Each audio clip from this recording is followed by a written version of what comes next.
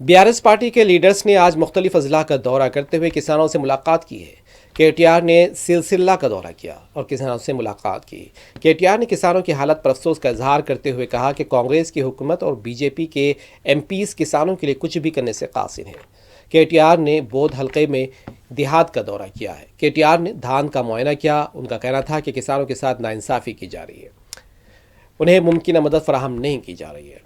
BRS کے رکن assembly اور سابق وزیر ہریش راؤ نے بھی آج ورنگل مارکیٹ میں کسانوں سے ملاقات کی ہے۔ میڈیا سے بات کرتے ہوئے ہریش راؤ نے کہا کہ ریاست سے BJP کے 8 MPs ہو کر بھی ناکارہ ہیں۔ کانگریس کے 8 MPs کا بھی یہی موقف ہے۔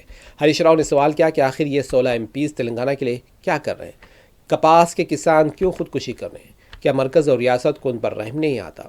دونوں پارٹیوں کے یہ 16 ارکان پارلیمنٹ صرف BRS اور KCR پر تنقید تک محدود ہو کر رہ گئے، نہ تو BJP اور نہ ہی کانگریس کے ارکان پارلیمنٹ تلنگانہ میں کسانوں کی حالت پر مرکز سے اور نہ ہی ریاستی حکومت سے سوال کرتے ہیں۔